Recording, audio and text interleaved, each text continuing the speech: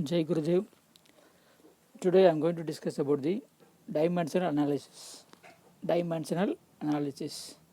Okay, in this topic we are going to see what is dimensional analysis, what are the uses and limitations. The three parts here. See in the first one, what is dimension? The power of fundamental quantities in a derived quantity are called dimensions of that quantity.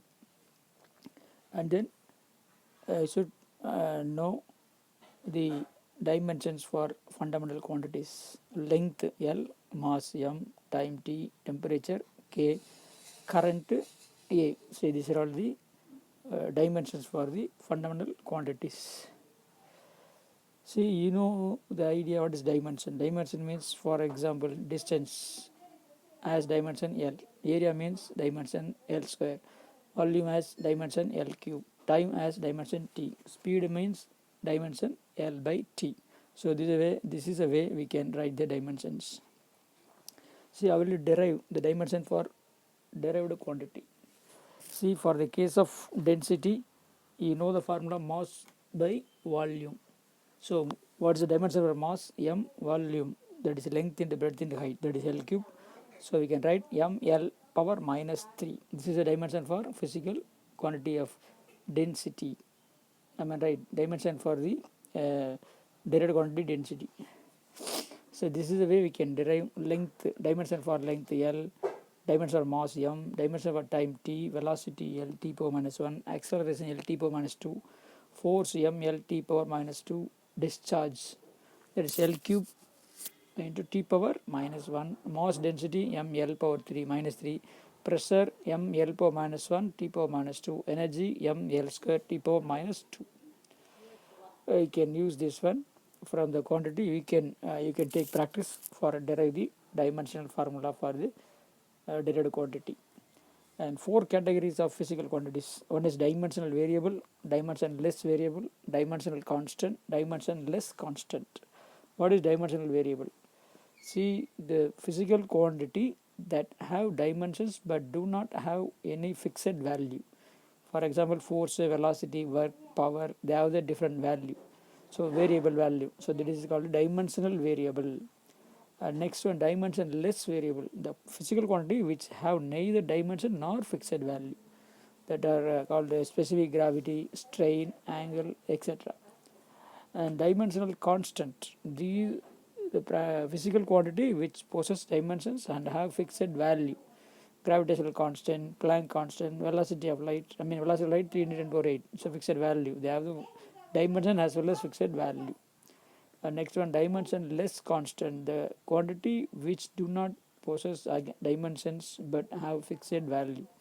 It may be 1 or 2 or pi, whatever, they have some value. These are only four type of dimensionals. And use of dimensions, the three things is here. One is check the correctness of equation and convert the unit and derive the formula. Okay, can we check the correctness of equation? Before that, you should know what is the principle of homogeneity. The equation is dimensionally correct if dimensions on the left hand side of the equations are equal to the dimensions of the right hand side of the equation. If not, equation is dimensionally correct. If not, the equation is not dimensionally correct. See the formula V equal 1 by 2 G H square. You can write the dimension for left hand side as well as right hand side. Then finally you can what's that? You can get left hand side L by T, but right hand side L cube by T square. So the term do not match. That means this equation is dimensionally wrong. That means V equal 1 by 2 G H square is dimensionally wrong. Dimensionally not correct. Suppose V equals square root of GH, you can derive that L by T equal L by T. So dimensionally correct this equation. This is the way we can derive, we can check. And next one, see the next one formula, S equal ut plus half at square. You're all familiar, and equations of motion. Then you can substitute the dimensions for left hand side as well as right hand side. You will get what's at L and L. So this equation is dimensionally correct. This is the way we can check whether the equation is correct or wrong. And next one, convert. I told you, convert it is dimensional. Dimensions are used to convert one system of unit to another system. See, in exam they are asking you to convert Newton into dyne. Newton is SI unit, dyne is a CGS unit. Am I right? CGS unit of force. So how will you convert dimension of force? Is what's it? You know that L m t power minus 2.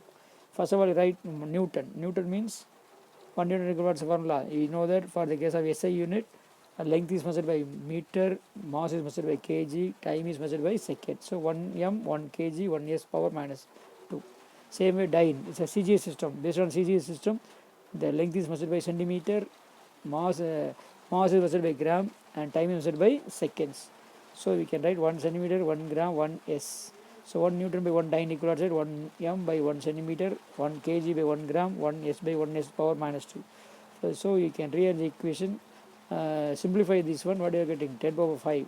So 1 Newton equal to 10 power 5 dyne. So this is the way we can convert the one system to another.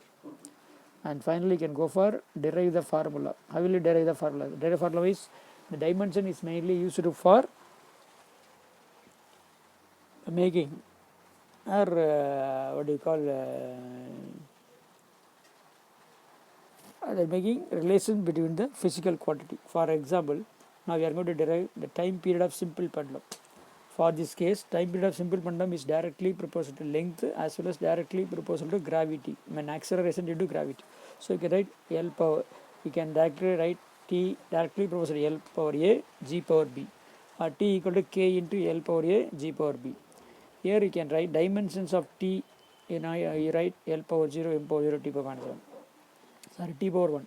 Dimensions of L, L power 1 M power 0 T power 0. Dimensions of G, L power 1 M power 0 T power minus 2.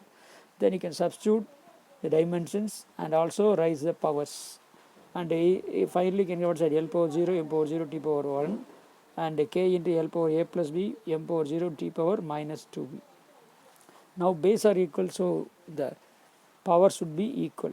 Compare the powers, you can get two equations. One is A plus B equal to 0, another one is minus 2B equal to 1.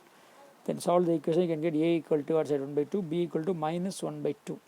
So finally you can apply the A and B value in the above equation. You can get what's a T equal to K into L power 1 by 2 or G power minus 1 by 2. Finally you can get T equal to K into L by square root of L by G. This is a formula for time period of simple pendulum. And finally we come to that limitations of dimensional analysis. See, first one, the dimensional analysis only check the units, but numeric factor have no units and cannot be tested. My numeric factor cannot be tested. For example, V equals square root of GH by 3 is dimensionally correct, but normally the equation is wrong. The same way, V equal to square root of GH plus 4, it's a dimensionally correct, but it is not a correct equation. So the limited dimension can be used to check whether the equation is correct or not, but we cannot check accurately whether it is correct or not. And next one, dimensions analysis cannot be used to derive the exact form of physical relations if physical quantity depends upon more than 3 physical quantities. Yes, it is mainly used for derive the equation when the 3 physical quantity involved. Suppose more than 3 physical quantity involved, we cannot derive the equations. And next one, dimension analysis cannot be used to derive the relation involving trigonometrical and exponential functions. And also dimension analysis does not indicate whether the physical quantity is scalar or vector. And these are all the limitations of the dimension analysis. I hope you can understand the concept. The next class we will go for another one topic. Thank you.